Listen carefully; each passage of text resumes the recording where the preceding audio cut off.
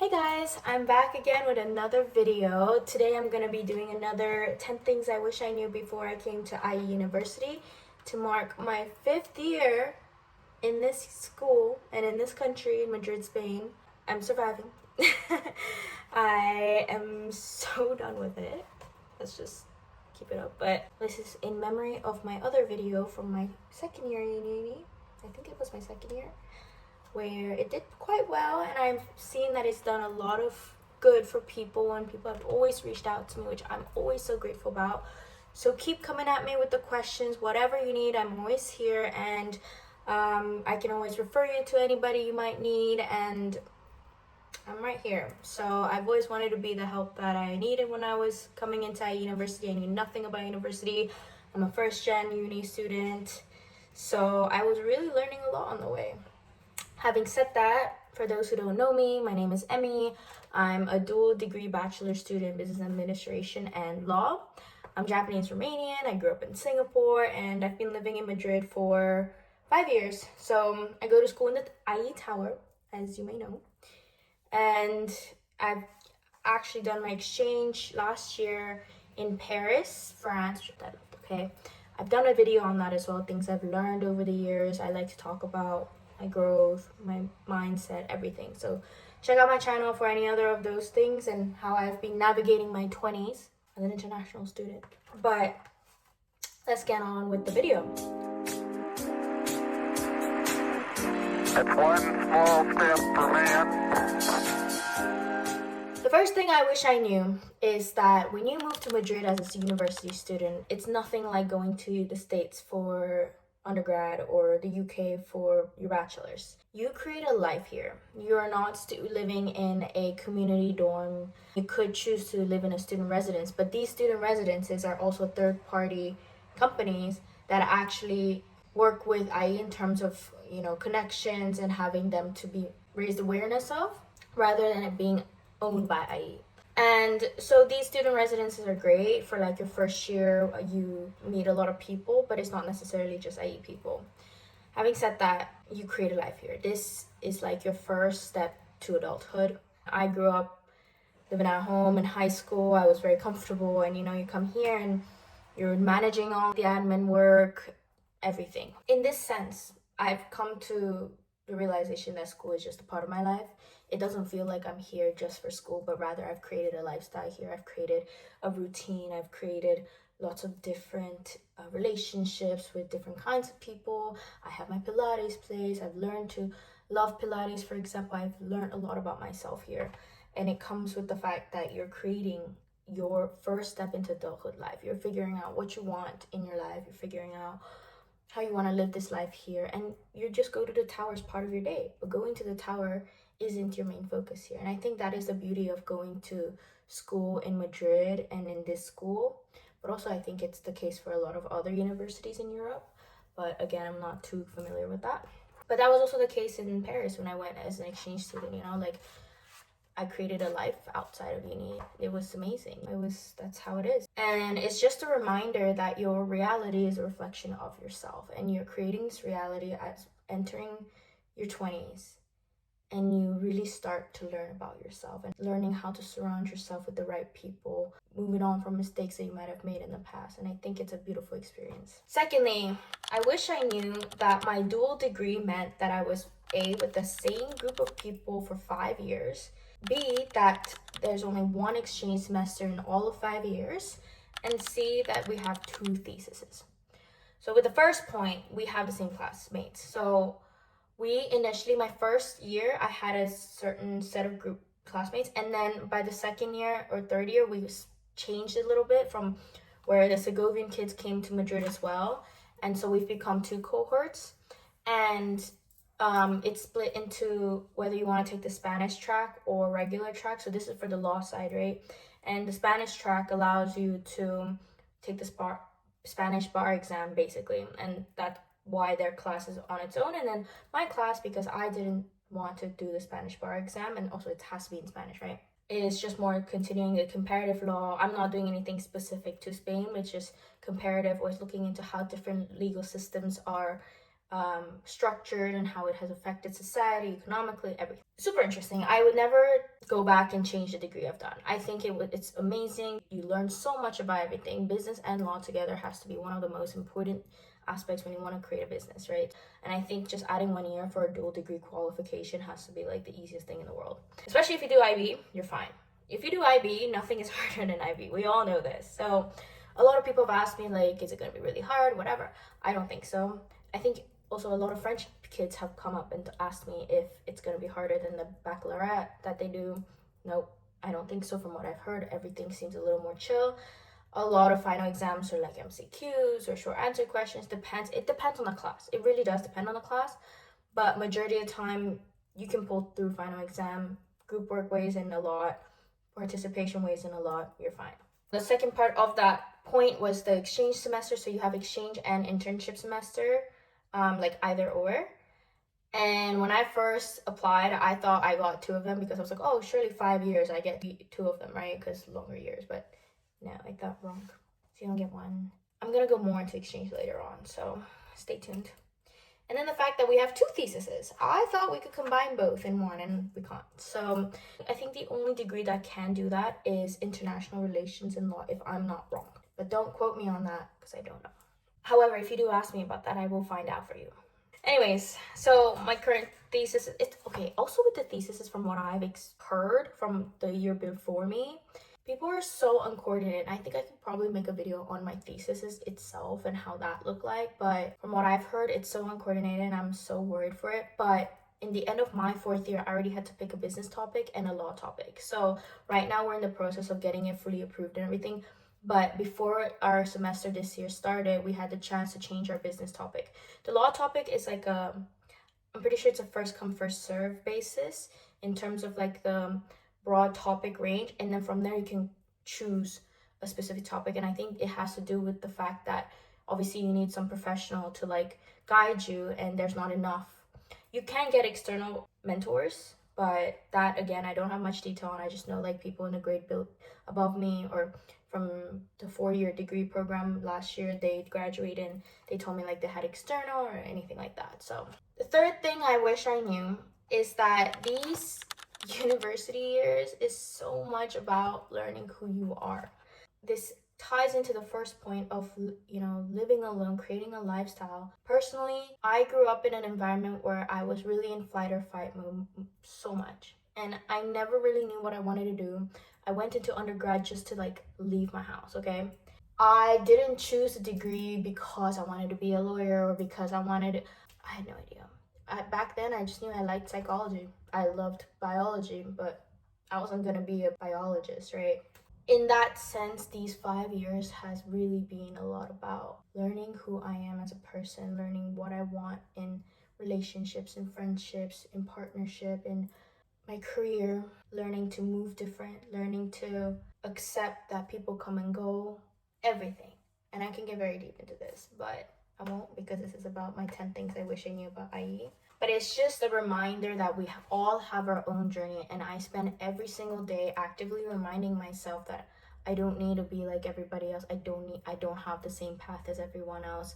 Nobody has the same path as everybody else. Everybody has their own journey.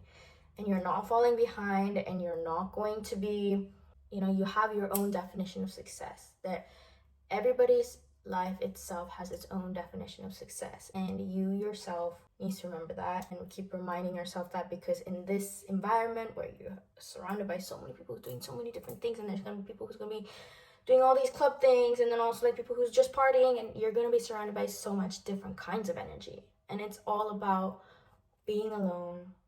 Okay, I'm not saying you should be alone, but it is very important in the sense of finding yourself. That's my belief. I think it's okay to be alone and just be in your solidarity and really learn who you are.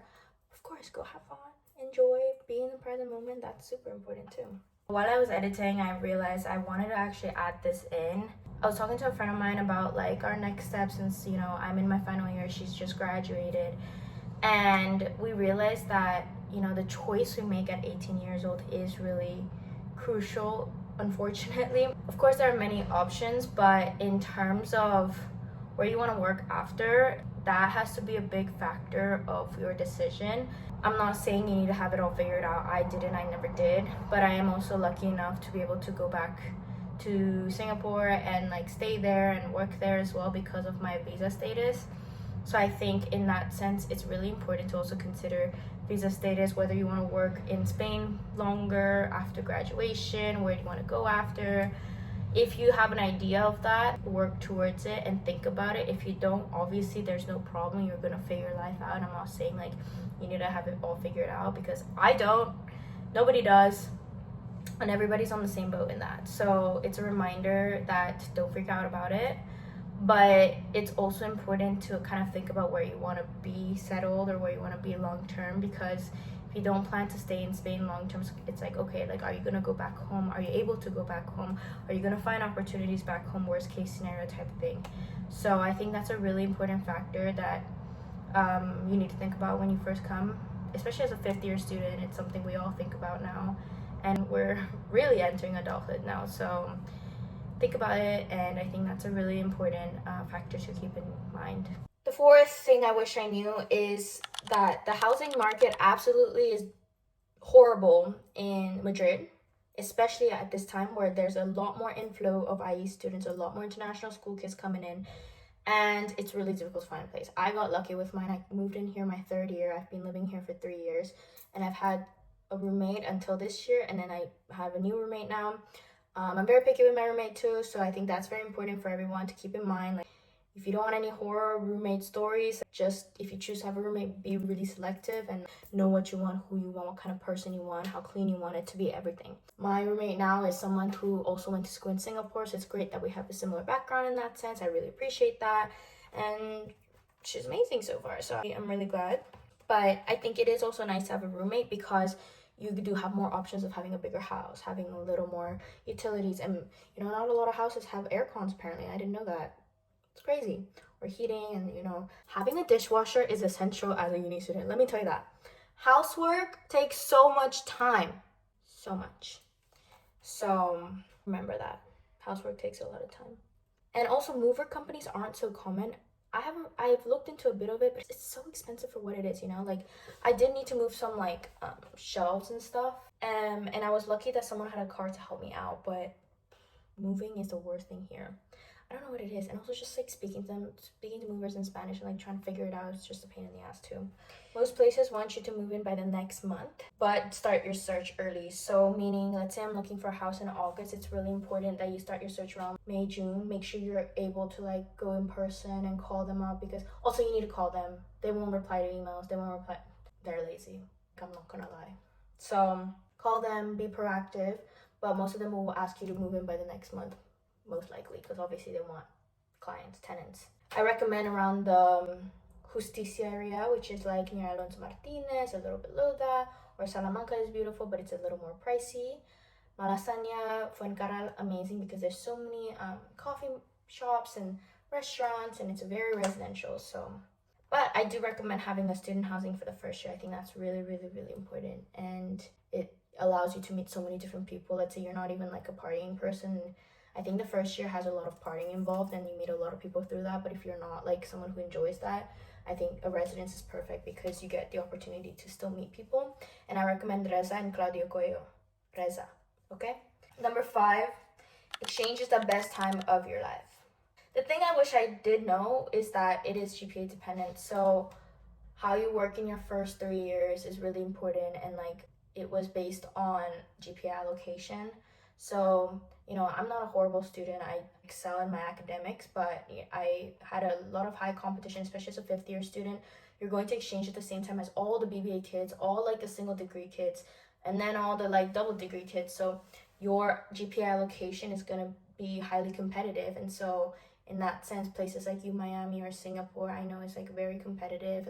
You need a high GPA, and there's going to be a lot of competition in that. So I think if that is really important to you as well, being really up with your GPA is really important to keep that in mind.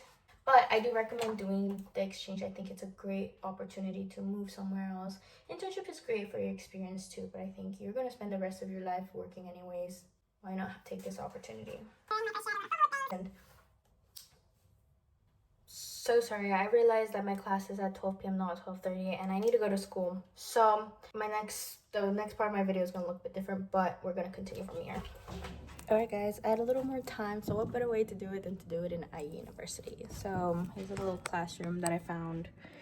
It's a little empty, but I just want to get this video over and done with while I still got a little break. So moving on to number 6, one thing I wish I knew is that the night never ever sleeps.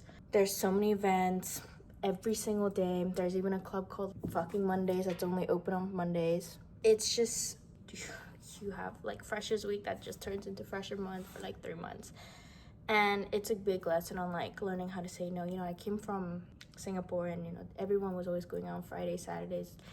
I had a lot of FOMO when I was younger, and it was just like, you know, learning how to choose the right events for you, choosing what you like better. I think for some people this comes naturally, but for me it was just like, I love to just go out. That like at some point I was like, okay, I need to lock in. So it was a big stepping stone. It was a big learning curve, but it's also nice because, you know, even if you don't go out on a Friday or Saturday, you don't feel like you're missing out. So it's like, okay, it's Tuesday, let me go out. Like, you're gonna find something to do, which is great. You don't have to feel like you have to go out, which is great. Number 7, I wish I joined clubs earlier. I wish I took that opportunity when I was in my first year, being more proactive with clubs. There's a lot of events that they host, which I do join, and I still have the opportunity to take part and like still network with, but I wish I could take more responsibility in certain clubs, like a specific role. Maybe it's like event planning or president or whatever. I wish I was a little more proactive in that sense. I guess when I was in my first year, I had a little bit of different priorities and I didn't really focus on that. But if I could change one thing, that's something I would do in my first year. Even second year, you're never too late. I'm still applying at some points, or like when I was still applying 3rd, 4th year as well, or I was looking into it. But you know, priorities change, and it's just always nicer to start early on. The 8th point is LinkedIn is IE's top platform, and every student and their mother is using it. I swear, I never thought too much about LinkedIn or whatever until I came here. And I've talked with like my international friends, and they also like, the thing is, other universities don't place that much importance on LinkedIn and like our profiles the way IE does. And it's just like, there are sometimes kids in my class and I'm like looking over, and it's like, we're not even on Instagram at this point. We're on LinkedIn looking at other posts. That is insane to me. Like, I don't know. But it's great to obviously be familiar with it, learn how to use it, learn how to maximize your platform reach, everything. LinkedIn's a great platform to actually grow your brand, your career, yourself. It's amazing. Of course, everybody knows this, but I think like we are exposed to this a lot earlier on compared to other universities, and I think that's something I really appreciate. Number 9, absences. The first 4 years, you have about 80% of your school subjects that you need to be present on. It's fine, but it does add up, so be careful, calculate it. I have a whole Excel sheet to calculate my absences, making sure my travels align, and they're very, very inflexible with missing school, unless it's like severe medical urgency, whatever. Trust me, I've been there, done that, tried everything. But don't fail a subject because of absences, because I think that is the dumbest thing you could ever do to yourself when you have the opportunity to like pass a class and like do well. Just don't. That's dumb. Having said that, I think this goes on to this point of like, professors here are not very consistent with the program. I feel that there's a big gap in the communication between the office, the school academic structure, and the professors. Sometimes, especially in law degrees or like humanitarian degrees, these professors do their own thing by themselves. So what happens is there's a disparity between like the content, like not maybe the content necessarily, but really like the format of exams, the format of grading is very different with my other class. I remember when I did EU law in 3rd year, if I'm not wrong, my class had like open book exam, which meant we didn't have to memorize the entire European Convention laws, whereas the other class had a closed book, so they had to memorize specific articles, which I think is also really inefficient, because in real life you don't have to memorize laws. You're going to always have access to the laws.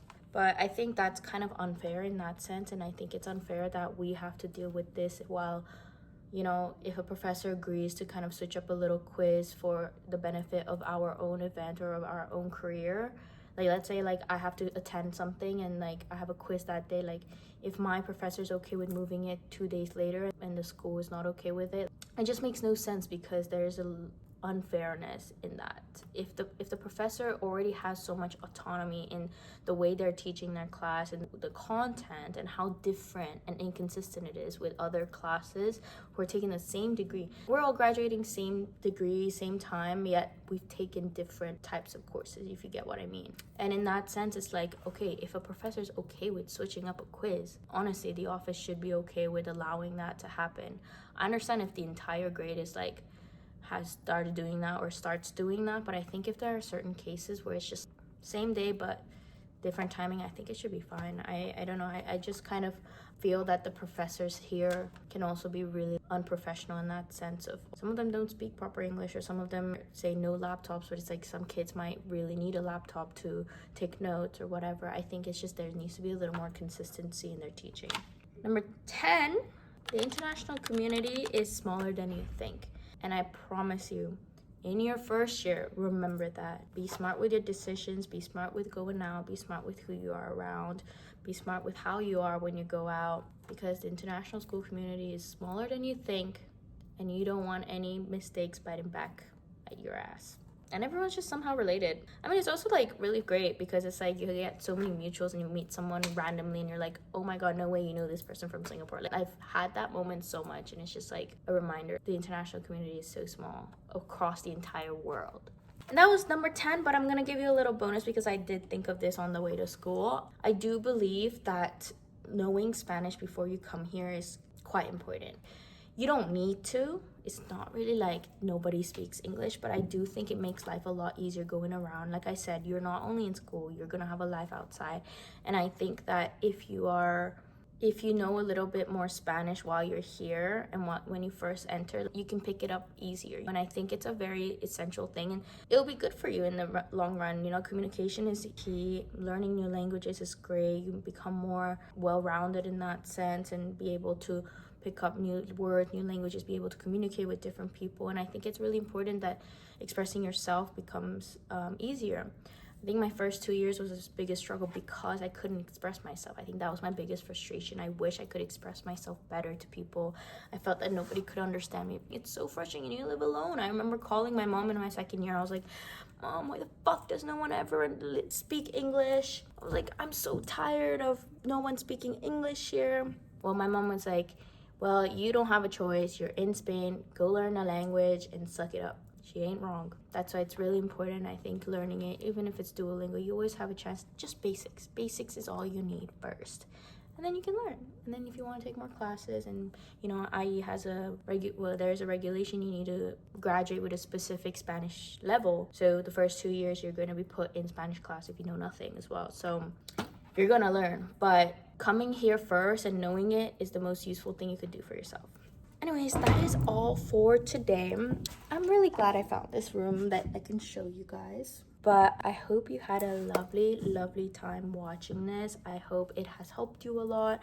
I hope that my videos have brought some sort of peace, reassurance, questions answered. I really hope that these videos reach out to the people who needs it the most. And I hope that if you choose to go to IE, you're well prepared and you've researched well. And I hope that you have an amazing time here, because I would never redo my 5 years again, because in the sense of I've learned so much and I'm so grateful for this opportunity. And I know there's more to come, and there always is, but to be in this environment was great. The network is great, and it's taught me a lot, especially as a first gen, more about careers and what I want to do and having more clarity in what I want to do in my life. So I hope this has helped you in your decision-making process. Just remember, any decision you make is always going to be the right one for you. Listen to yourself and yourself only. And let me know if you ever want me to do any other specific videos. If you have any questions, reach out to me. I can also refer you to anyone who might help you even better in terms of applications, in terms of visa process. I have people I have close contact with and can help you out in this process. So let me know, reach out to me. And I would love to help out and refer you to proper people as well. I hope you enjoyed this video, and I'll see you soon. Bye. That's one small step for man,